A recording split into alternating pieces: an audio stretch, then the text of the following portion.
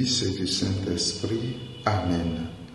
Viens Esprit de sainteté, viens Esprit de lumière, viens Esprit de feu, viens nous embrasser.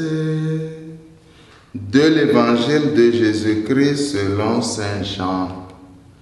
En ce temps-là, Jésus disait à Nicodème, « Il vous faut naître d'en haut. Le vent souffle où il veut, tu entends sa voix, mais tu ne sais ni d'où il vient, ni où il va.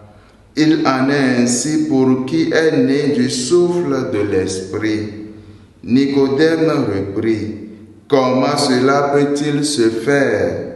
Jésus lui répondit, « Tu es un maître qui enseigne Israël, et tu ne connais pas ces choses-là? Amen, amen, je te le dis, nous parlons de ce que nous savons, nous témoignons de ce que nous avons vu, et vous ne recevez pas notre témoignage. Si vous ne croyez pas lorsque je vous parle des choses de la terre, comment croiriez-vous quand je vous parlerai des choses du ciel? Car nul n'est monté au ciel, sinon celui qui est descendu du ciel, le Fils de l'homme. De même que le serpent de bronze fut élevé par Moïse dans le désert, ainsi faut-il que le Fils de l'homme soit élevé, afin qu'en lui tout homme qui croit ait la vie éternelle. Acclamons la parole de Dieu. Louange à toi, Seigneur Jésus. Il vous faut naître d'en haut. Voilà, frères et sœurs, le message du ressuscité pour nous aujourd'hui. Une nécessité pour retrouver ce qui nous donne de recevoir la vie de Dieu.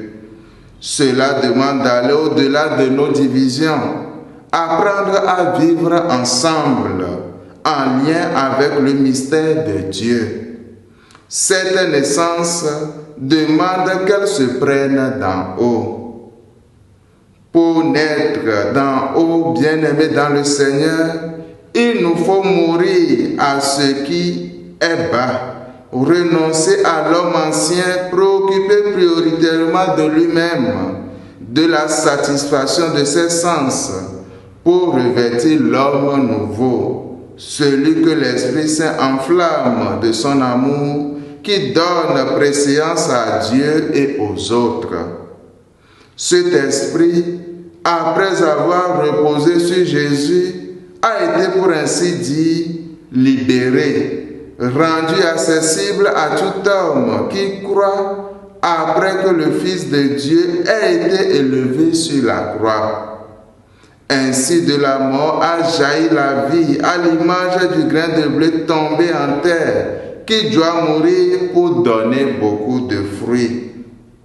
Dans l'esprit de Jésus, le fruit dont il est question ici est celui de l'amour, et la vie nouvelle qui en résulte est la vie éternelle.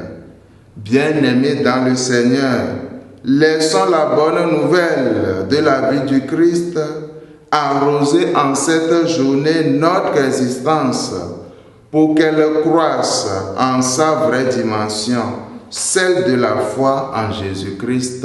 Amen. Au nom du Père et du Fils et du Saint-Esprit. Amen.